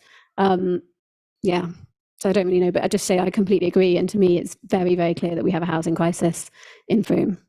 So thank you. Thank you. Thank you, Fiona. John, did you want to come in there at all? Yes. Yeah, very much so. Would you have a microphone, please? And then I've got Max, Lisa, and Ali. I'm not speaking on behalf of Fair Housing, who've done an incredible job to raise the profile of the housing situation in Frome. I'm speaking on behalf of a resident here of 37 years, and I've got to the point now where I'm ashamed of this situation in Frome, and I really feel it shouldn't be a housing crisis that's called, it's a housing emergency. And I really feel that the council needs to think carefully about how we change the whole philosophy of the town as a whole. Now, the whole thing about social housing and the right to buy, which is missed, is that what it did was it individualized the search for accommodation. It was the cornerstone of Thatcherite economic policy, and it was led by a woman who said there's no such thing as society. Now, we have to reinstate the idea that we are our brother's keeper. It's shameful that this town as a whole cannot take on board that we are responsible for those who are less fortunate than us. And we are in a situation where the benefits of Frome are parroted abroad and paraded in the national press, which is great, and I support it. I've been through all those developments, but we now have this stain on us.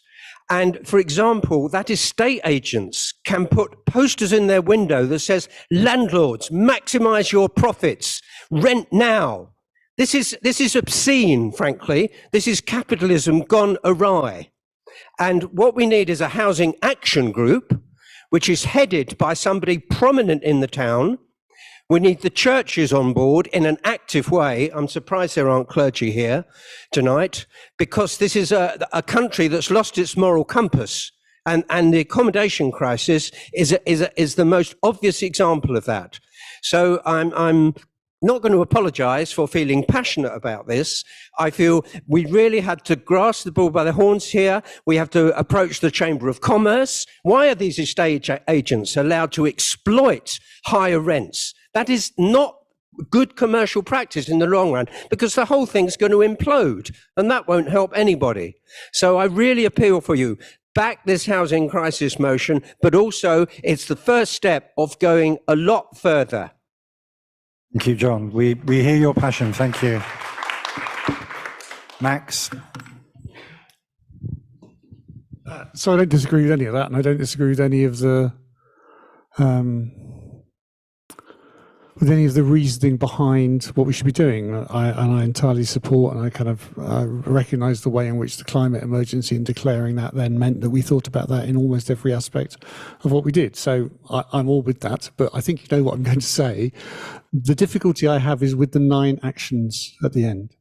So I spend a significant amount of my time currently rescuing councils from failed commercial ventures where they believe it's easy to enter housing markets, to enter entertainment markets, to create property portfolios, to do all of this sort of stuff.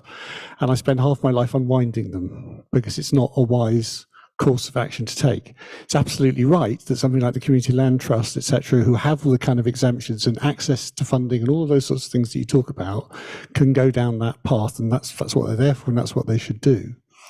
But for a parish council to enter into, to become a housing provider is a really very complicated and very difficult thing to do. And I personally would not advise it. So I thank you for what you said in terms of altering the recommendation so that it wasn't a decision to do it. But nevertheless, what the motion currently says is it kind of says to develop an action plan in that area, whereas I personally think we should be looking at the feasibility of it before we develop an action plan to go down that path, specifically in relation to becoming a housing provider, because I don't think it's feasible, and I think you very quickly realise it's not feasible, and that's why no other parish council in the land does it. It's just not. It's just, and I agree with what you're saying about right to buy. I don't support right to buy, never did. But the fact of the matter is it kind of exists. And because you can't go to the PWLP for anything that gives you a yield, and you're involved in an area where people have the right to buy, it rules it out really as a possibility. So it becomes then very difficult for us to be able to borrow money in order to be able to speculate on the open market. And the guarantees of making money out of that, or sorry, even breaking even, not making money out of it, are not there. And if you then begin to eat into your revenue budget, because you've got failed housing schemes, etc., then suddenly you undermine everything that the rest of the council does. So for me, it's just too risky, and I would be interested in Paul's view in time. But to say that we're going to develop an action plan, which is what the motion currently says, around becoming a social housing provider, is for me a step too far. It doesn't undo anything about the housing crisis or any of the things that we've said today. I just don't think it's wise. And I have seen many councils fired up, if you like, by things like energy poverty and all of those sorts of things, then take unwise decisions on the back of that and regret them later. So I can't support that particular part of this. The rest I'm really fine with, but I don't think it's a wise action to recommend. And I don't think we should have an action plan around it. Thank you, Max. You can't support looking into it even? No. Action plan doesn't say look at the feasibility. It says develop an action plan to become a social housing provider. I can't support that. I don't think it does say It does. Your amendment says exactly that. Develop an action plan. Not to look at the feasibility, to consider the possibility, to all of those sorts of things. Develop an action plan to become a social housing provider. To become a social housing provider, though, it says based on the 9 recommendations. But I mean, I've just abstained from voting for spending. I don't feel I'm voting tonight on being a social housing provider. If I am, then Can I bring in, I've got other people, can I bring in Lisa, then Ali, and then Mel? Thanks, Philip. My understanding in conversation with other councillors and with Polly is that we identified that there is a need to declare a housing crisis. We know that the situation is very precarious for a lot of our residents. I also see Max's point in that we would probably all agree that thoroughly exploring what the issues are, getting a really a better understanding, exploring the opportunities. There are 9 decent suggestions to be explored. There are others that we haven't yet looked at. There are examples of people doing things in other places, and this to me feels like perhaps a starting point that includes looking into what other people, as this gentleman has said, about how we bring in other parts of the community to support the change that's necessary. I don't think this responsibility falls wholly on the council, who actually don't have a lot of powers to change much, particularly in planning, but it's about exploring who can do what and how we can work as a community to solve a problem that is affecting our community. So I hear what you're saying about developing an action plan solely on those 9 points. I'm not sure that we have a balanced enough bit of information to be able to move on those ones solely. Okay, thank you, Lisa. Ali, please. Just to come, it's Ali Barclay. I'm a director of faculty of Frome Area Community Land Trust. Just to come back on why faculty is calling a housing crisis.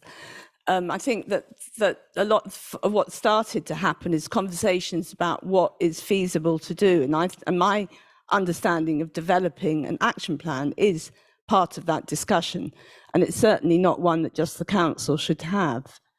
I think the faculty have started the process in the past with Fair Housing for Frome. We've now amalgamated. It's something that we need support from the town council to help us move on with that. We can act as a resource for you, you can act as a resource for us. I completely believe that housing is an elephant, as Max portrayed earlier, and it's an elephant that we need to pay attention to, because we will lose the heart of this town, and the reason why people are coming to this town will no longer be there. I heard only last week of 2 single mums who were being evicted from private rental, and one of their only options is to move out of Frome. They haven't got a hope in hell of being housed with the housing list as it stands now. I think one of the biggest things, if you declare a housing crisis, is that it just raises the profile, and there are other community land trusts that are also working for their parish councils to declare a housing crisis, and that needs to be fed up to Somerset. And I think then, and only then, if we can keep making a noise, will that start to affect planning decisions. This has happened in South Hams, it's happened in other places in Britain. By making a noise, by raising awareness, we also can affect other people who live in Frome. Because landlords, you know, I've heard landlords say, oh, well, we need to rent out at market rate. Well, do they really? Or is that just what they're being advised to do? And it's like we need to see this whole town as a community, as John said. And that requires making a noise, using each other as resources in order to see what we can do. There's so much we can't. It's a tricky, thorny thing that we have been involved in, sometimes I think far too long, but nevertheless, we've done a lot of work on it. So you can use us as a resource, and we can use you with your tools and your resources and work together and bring in other relevant people so that we actually have a cross-disciplinary group on how can we be bold and innovative to actually talk about this elephant. Thank you, Ali. I've got Mel, then Susie, and then Janine. Just wanted to thank Polly for such a clear and precise presentation. That was good and very helpful. One area that you missed there is that 1.1 million planning permissions are outstanding in the country, given to developers and not used, mainly because they're waiting for prices to go up and they don't want to flood the market. And I think that's quite an important figure for all of us to bear in mind. I'm a bit nervous, I've got to say, about crisis. How many crises are we going to have? So we've got a cost of living crisis. Who knows what else is coming down the road? And really, the climate crisis is the one I think that we all should be concentrating on. And I'm also kind of slightly frightened about raising people's expectations, the family that you referred to, Polly, because we've got very, very few levers to pull here. And actually, we've made our name by doing things which are very practical and possible and feasible. I'm not quite sure that the recommendations get us to where we need to be. And as a one-time director of housing in one of the poorest areas in the country, we don't want to be a housing provider. If we used all of our budget, everything, in an annual budget, we would be able to build less than 8 houses, probably about 5 or 6. And I think that because this is a big money game, and us being involved in that would be a major mistake and a step backwards. If we could find somebody else to fund it, well, maybe so. I just think and I would agree with Fiona, I'd quite like to see a bit more data which is very specific to Frome, so that we know this applies here, because we do live in a bit of a bubble. We think that our problems are unique, whereas actually most towns in the southwest and many other parts of the country are going through exactly the same problem. So if we actually got to do something here, we need to understand exactly what the issue is and what we can do. Thank you. Thank you. Susie? Thanks. That was really compelling and powerful, Polly, and I found the statistics really made me sit up and take notice. People don't have a great chance of finding a house, and that's worrying. Mel made one of the points I was going to make about developers sitting on land while prices go up. I think that's shocking, but I don't know how much you can do about that. But I just had one idea, maybe it's a 10th idea, that just occurred to me while I was listening. You can tell me if it's unfeasible. I don't know, it's just going through my head right now. But at an Active and in Touch morning about a year ago, or 2 years ago, I think, a private agency came round and talked about elderly people having someone in, as having people in as lodgers who would give a little bit of help. But the agency, it wasn't well presented. I don't think anybody took it any further. People didn't take the leaflets home with them. And the elderly people who owned the houses weren't even going to get any rent for it. That was how the agency made its profit. And I'm just thinking now, wouldn't this be better done at council level? Wouldn't this be better to be done locally? Is that something we know our population better? Maybe that's something that could be added to the possibilities. Sounds like it might be home share, which is part of fair housing for Frome. So it's not a private, it's still a not-for-profit. Oh, maybe that was it then. I think I must have misunderstood. The model is based upon a bit of, it's trying to make use of existing housing by making rooms available within larger homes. Rather than the rent being charged, the home finder agent, if you like, is sort of doing and managing a bit of matchmaking on that side. So perhaps younger people who can't afford to rent may get a room in a house of perhaps an elderly person who might need some help. They both pay out the agency to be able to run that, but it's less than rent would be for that same size place, and it's about an arrangement. It's just trying to sort of think around how to use existing housing better. Oh, I see. I think I misunderstood that. Well, maybe there could be some sort of boost to that then, because I don't know what the take up is. Present it better. Yeah, just present it better, because nobody seemed very interested, and I thought that was a real shame. Okay. Okay, thank you for that. I have Janine and then Ali wants. Can I come back on that Come point, back now. please? Yeah. Yeah, that is home share, and it was something that Fair Housing for Frome had started. Sadly, at the minute, if you go onto the website, it actually is blank. And that's part of what I did mean to say before I kind of went into my passionate tirade, is that, you know, we have a very small group of directors who are not paid. I know you lot aren't either, but unfortunately, funding is one of the things that we need to start to do, and home share can't move forward unless there is some funding. And another scheme is a legacy scheme where we're trying to get people to actually leave their homes in their will, who maybe don't have children, in order to provide some secure rental. So I think these 9 points are great, Polly, but they're not, when you're actually being innovative with groups of people, you come up with more. And actually that's what we need to be doing in Frome. And I think, you know, you can actually, what the other thing about housing crisis, when you actually declare it, funding comes to the town more readily. When that's the examples of other places. Anyway, so I just wanted to make that point. So really good scheme. I've heard lots of people say, oh, but I've been on the website, it doesn't exist. It's a shame. Maybe that's why. Great. Thank you very much, Ali. Janine?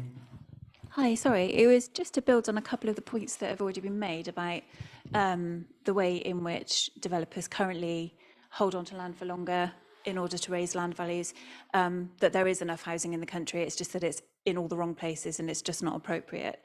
The other aspect of that was that report, that same report, was also that that developers have a tendency to drip feed out the houses in order to keep the prices up, because obviously they saturate the market and they make them cheaper. So it strikes me that that is your major problem. Always, it's the viability of the site, which is why you always end up with less social housing than promised, and coming back changes, alterations, and you never get what you want.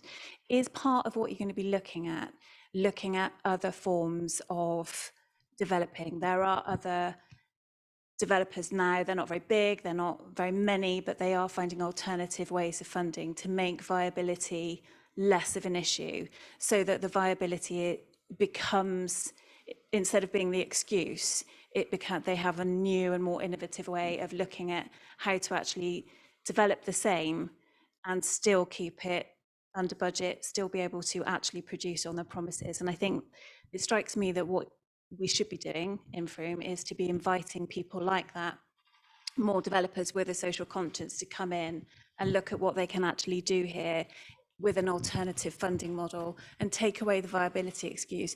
And it feels like what you actually really need is your major defence is to fully understand how they are doing their viability schemes now, to be able to actually sit there and challenge and say, well, actually, why are you doing it like this when you could do it like this? And if we've got examples in front of people that we can present, it puts the case more strongly, and I think it will hopefully raise the bar for other people coming in. I mean, there are developments proposed on the table with alternative funding right now in our midst that we could probably tap into.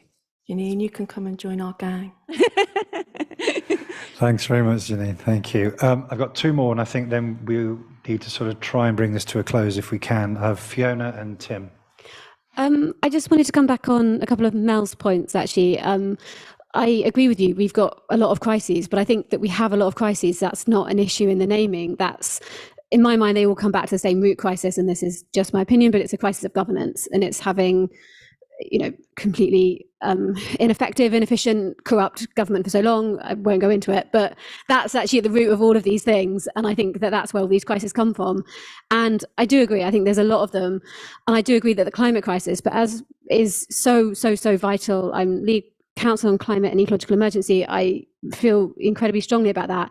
But as Polly said, there are a number of win-wins here. We talk about that a lot in terms of green, healthy food. But I also think I'm not interested in solving the climate crisis if it means that there's more homeless people, if it means that people have inadequate housing.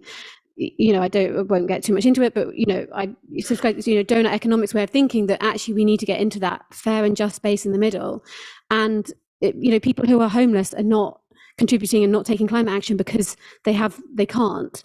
And I think that it's really important that we keep that in mind. And then I think I really liked the bit of your report, Polly, that I really liked was how can we work within the national picture of planning and development with our limited powers to affect change?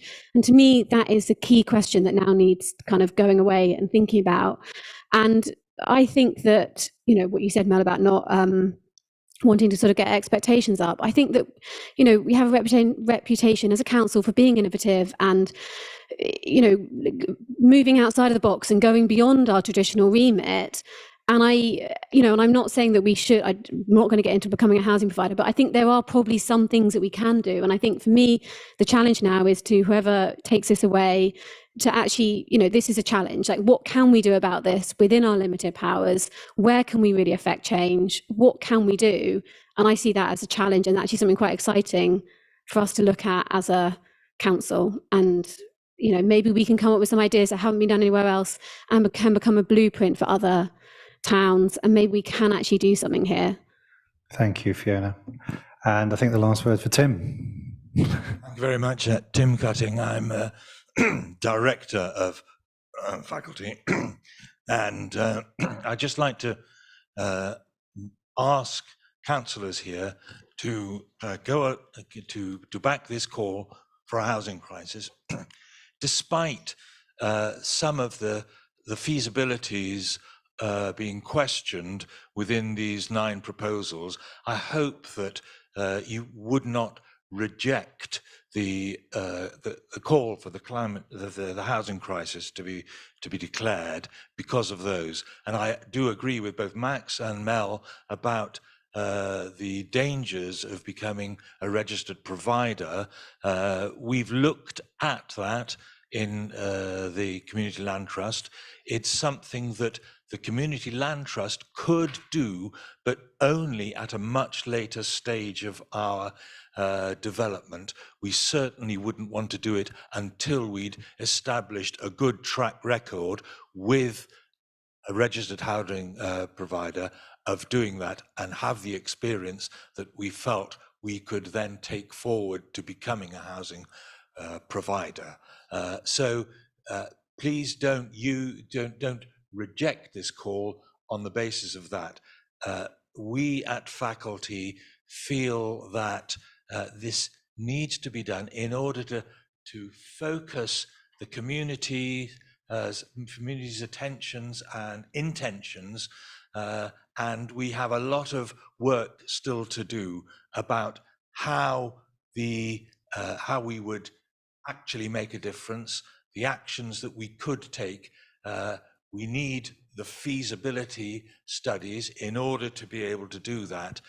So I think that would be part of the work that a housing crisis declaration would enable the Community Land Trust and the Town Council and other community organisations to start working together to try and find the solutions to this rather awful problem that we've got. Thank you, Tim. I think Max wants to come back on something.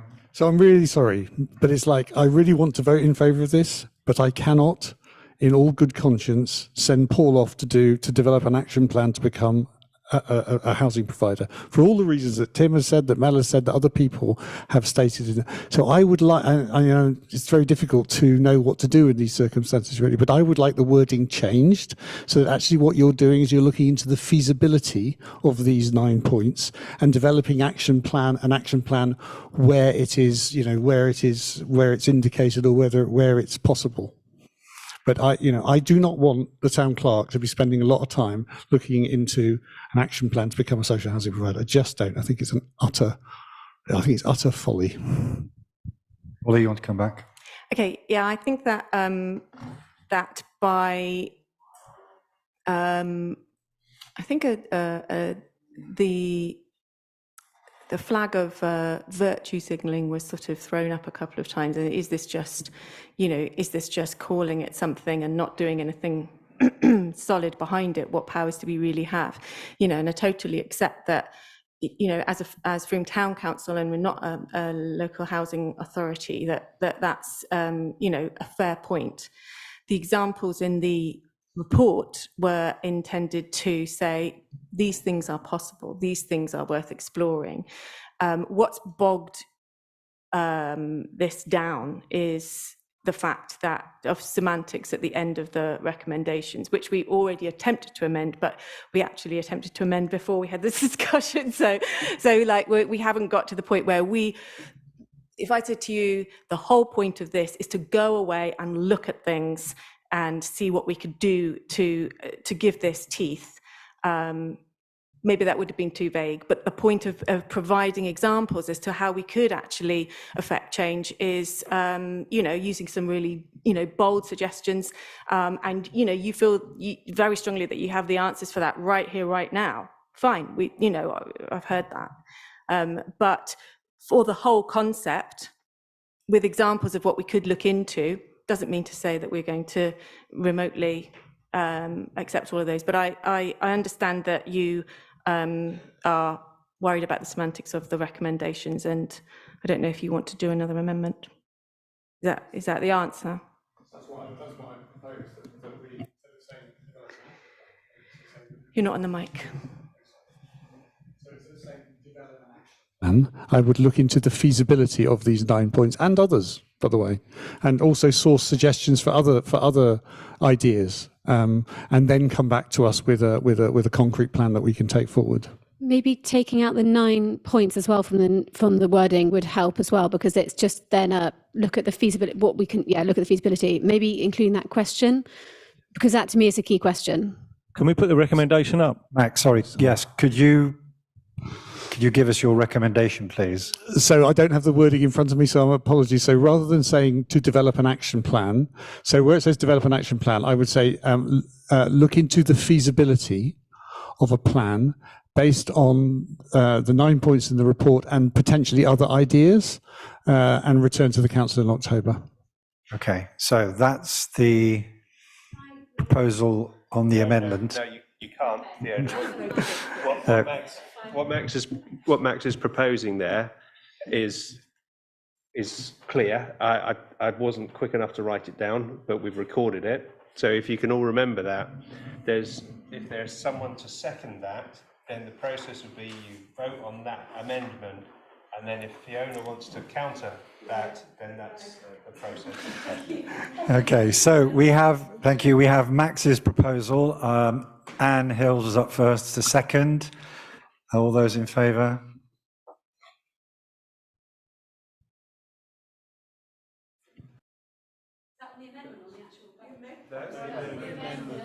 That's the amendment, Fiona. Max's. That's a majority. Yeah. Lisa, are you voting against or abstaining? I'm abstaining because and I know that's semantics. So whatever Max said. Look into the feasibility. It was Feasibility is as Anne said, the crucial thing, the difference that Max is proposing there is the feasibility of and I'm sure, Polly, that those 9 points will be expanded upon within the discussion and that we have in future. So that's now the refined recommendation. The top one. The top one. Housing crisis. Yeah. The top one and the second one are what's on the table. Okay, do we have a proposer, please? However you like. Separately? Okay, recommendation 1. Frome Town Council declares a housing crisis. Proposer, Anita Collier, seconded Nick Dove.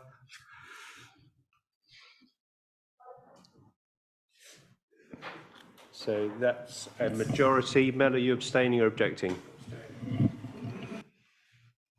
And the second recommendation is Mel's, that says feasibility.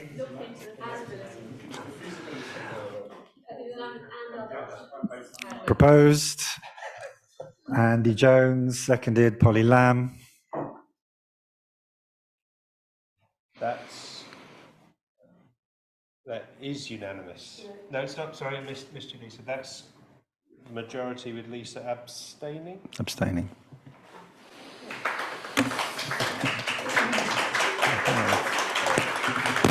Thank you. Thank you, Polly, for that. And thank you, everyone. A lot of listening to be done this evening, and thank you for your forbearance and your patience.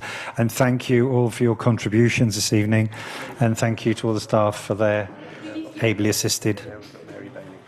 And for the councillors, we now have Mary Bailey and LeGros short meetings. Yeah. Oh, it's still a public meeting. Okay.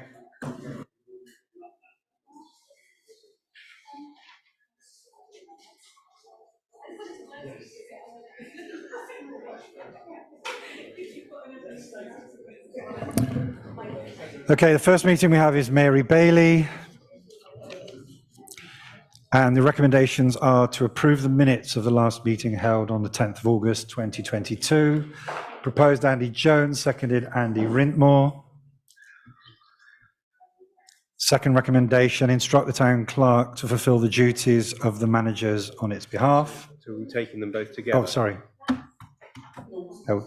I'm not sure what we're waiting on. Sorry, my apologies. We'll take them both together. So the two Andys. The two Andys, second and proposed. That's a majority because Polly's not voted. So.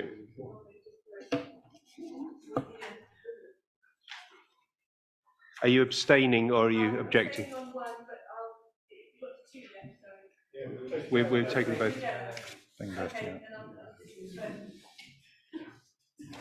So you. Please, can you use microphone? The point about the minutes is whether you believe them to be true. You don't need to have been there. He believes. That's unanimous. Holly believes. Second item, meeting Theodora and Le Gros for an open space trust. Recommendations, we'll take them both together. Approve the minutes of the last meeting held on 10th of August 20. Do you have a question, Fiona? Can I ask a question? Sorry, I found out, sorry, I'll be quick. I found out very recently that my allotments, Mule Jones allotments, are actually held in the Theodora and Le Gros Trust, and I didn't know this. So I was just wondering, could we as councillors just have a list of what land is held in these trusts, please? Yes, I'll send it around. Yep. Thank you. We'll action that. Okay, so recommendations as we have displayed. Anita Collier, seconded by Mark Dorrington.